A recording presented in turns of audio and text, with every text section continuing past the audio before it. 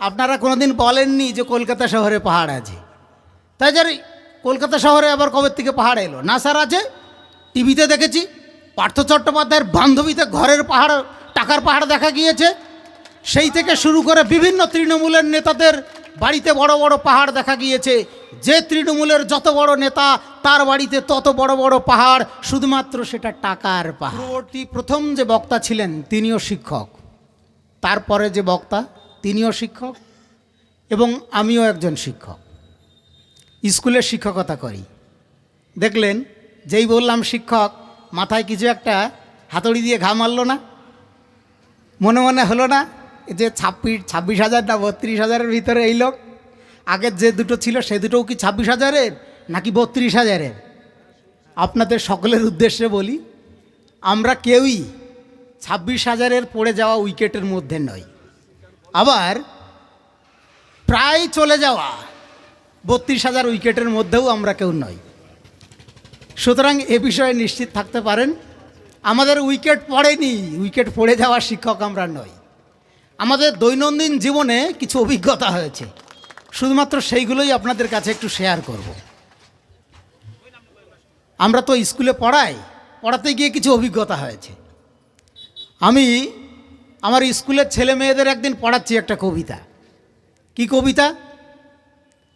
বলছে, আকাশ আমায় শিক্ষা দিল উদার হতে ভাইরে, কর্মী হবার মন্ত্র আমি বায়ুর কাছে পাই রে। পাহাড় শেখায় তাহার সমান, হই যেন ভাই মৌন মহান, খোলা মাঠের উপদেশে দিল খোলা হই তাই রে। আরও আছে, এরকম কবিতা পড়াচ্ছি। পড়াতে গিয়ে আমি আমার ছেলে মেয়েকে বলছি যে আমাদের সবথেকে প্রথম শিক্ষক বা শিক্ষিকা হলেন মা বাবা, তারপরে বিদ্যালয়ের মাস্টারমশাই। এরকমভাবে সমাজে সবার কাছ থেকেই শিখি। পাহাড়ের কাছ থেকেও শিখি, বাতাসের কাছ থেকে শিখি, নদীর কাছ থেকে শিখি, খোলা মাঠ থেকে শিখি। তো আমাদের জীবনের সবথেকে শিক্ষার ক্ষেত্রে যারা সবথেকে অগ্রণী ভূমিকা পালন করেন তারা হলেন মা বাবা, তারপরে শিক্ষক। তো আমার এক ছাত্রী বলছে, স্যার একটু মনে হয় ভুল হচ্ছে আপনার। কেন?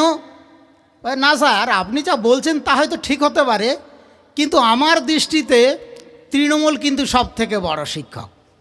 আমি আবার ভাবছি, এ কী বলে রে বাবা, আমার ক্লাসরুমে আবার তৃণমূল কোথার থেকে চলে এলো। বলছে, হ্যাঁ স্যার, তৃণমূল বড় শিক্ষক, আপনি জানেন না, আপনারও যা জ্ঞান নেই তৃণমূলের সেই জ্ঞান আছে। হ্যাঁ, তো হতেই পারে, তৃণমূলের ভিতরেও তো অনেক শিক্ষিত লোক আছে। বলছে, না স্যার ওরকম না, বিষয়টা একটু অন্যরকম আছে। কি? বলছে, আপনারা শেখান কি যে পাহাড় আছে দার্জিলিংয়ে, শৈল শহর, আর আছে মালভূমি অঞ্চল, পুরুলিয়ায় পাহাড় আছে। কোনোদিন বলেননি যে কলকাতা শহরে পাহাড় আছে। তাই যে কলকাতা শহরে আবার কবে থেকে পাহাড় এলো? না স্যার, আছে, টিভিতে দেখেছি। পার্থ চট্টোপাধ্যায়ের বান্ধবীতে ঘরের পাহাড়, টাকার পাহাড় দেখা গিয়েছে। সেই থেকে শুরু করে বিভিন্ন তৃণমূলের নেতাদের বাড়িতে বড় বড় পাহাড় দেখা গিয়েছে। যে তৃণমূলের যত বড় নেতা তার বাড়িতে তত বড় বড় পাহাড়, শুধুমাত্র সেটা টাকার পাহাড়। তাহলে স্যার আপনাদের থেকে তৃণমূল অনেক শিক্ষিত বলেন? হ্যাঁ, তো হ্যাঁ বাবা, এ বিষয়ে আমার থেকে তোর বাস্তব জ্ঞান বেশি হয়েছে। বলছে, শুধু তাই না, আমরা শুনেছি ইংরেজি কবি উইলিয়াম শেক্সপিয়ার সে নাকি নিজেই 1,500-এর উপরে শব্দভাণ্ডার তৈরি করেছিলেন। তো উইলিয়াম শেক্সপিয়ার আজকে নেই, তাই কি হয়েছে? বর্তমান তৃণমূলও নতুন নতুন শব্দভাণ্ডার সমাজের মানুষকে শেখাচ্ছে। আপনি শুনেছেন কাটমানি? শোনেননি? হ্যাঁ শুনেছি। বলছে, কাটমানি আগে কোনোদিন আপনি শুনেছেন? আমি না বাবা, আমি কোনোদিন আগে কাটমানি শুনিনি। তাহলে উইলিয়াম শেক্সপিয়ার শুধু নতুন শব্দ আবিষ্কার করেন না, বর্তমান পশ্চিমবঙ্গের তৃণমূলও নতুন শব্দ আবিষ্কার করেন এবং যার সাথে সাধারণ মানুষের পরিচিতি ঘটিয়ে দেন। কাটমানি আগে আপনারা কেউ শোনেননি, যা তৃণমূলের আমদানি করেছে। তাহলে বলেন, মা থেকে বাবা থেকে স্কুলের শিক্ষক মশাই থেকেও তৃণমূল আরও উন্নত মানের শিক্ষক, যা সমাজের সর্বস্তরীয় মানুষকে শেখাচ্ছে। শুধু কি তাই, সর্বভুকের সংজ্ঞাও বদলে গিয়েছে। আগের দিন বিজ্ঞানের এক মাস্টারমশাই এসে আমাদের ক্লাসে পড়িয়েছেন, সর্বভুক কাকে বলে? যা সব খেয়ে নেয় তাই হলো সর্বভুক। উদাহরণস্বরূপ বলেছেন আগুন। আমি বলছি, না স্যার, আগুন সর্বভুক হতে পারে, কিন্তু সেটা দ্বিতীয় শ্রেণীর সর্বভুক। প্রথম শ্রেণীর সর্বভোগ হলো বর্তমানের তৃণমূল কংগ্রেস। বিশ্বাস হচ্ছে না? হ্যাঁ, তো কীরকম ভাবায় ডুবে ব্যাখ্যা করে বলো।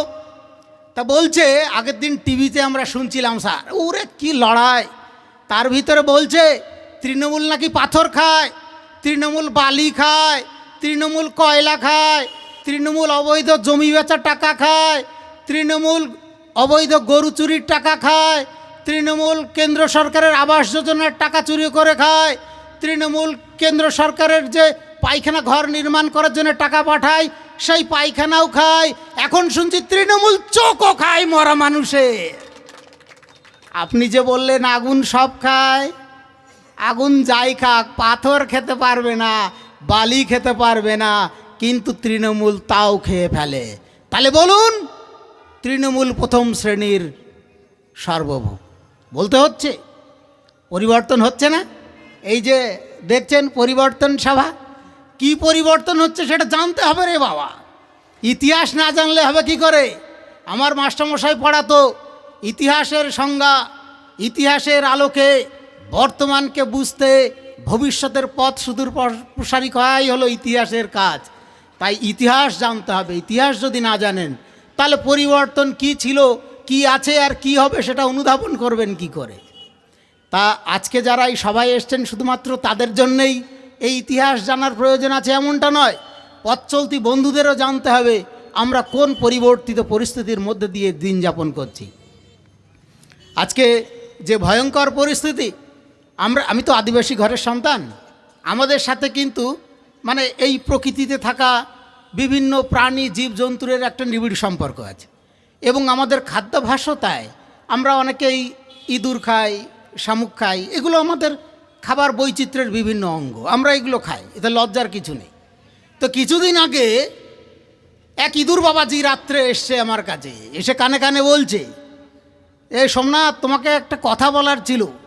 ঘুমের ঘরে, হ্যাঁ বলো, কি তোমার বক্তব্য?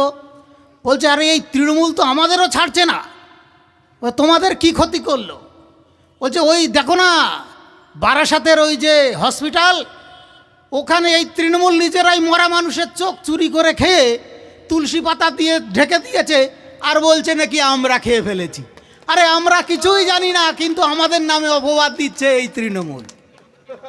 এবং কত বড় দ্রুত এরা এই ইঁদুর সম্প্রদায়কেও এরা হিন্দু বলে ঘোষণা করে দিয়েছে, যার কারণে বলছে যে ইঁদুর মরা মানুষের চোখ খেয়ে আবার তুলসী পাতা দিয়ে দিয়েছে। তা তুলসী পাতা একমাত্র সেই ইঁদুরই দেবে যে ইঁদুর হিন্দু ঘরে জন্মগ্রহণ করবে, এটাই তো স্বাভাবিক। তাই এই যে তৃণমূল, এ কিন্তু বাবা আমাদেরও ছাড়ছে না। তুমি আমাদের হয়ে এই কথাটা একটু বলো। আপনাদের সবাইকে বলবে না, কারণ আপনাদের সবার সাথে তো ইঁদুরের অত ভালো সম্পর্ক নেই, কারণ আপনারা আদিবাসী ঘরের মানুষ নয়। আমরা ইঁদুর খাই, আমাদের ইঁদুরের সাথে সম্পর্ক আছে, এই জন্য আমাদের কাছে এসে বলেছে।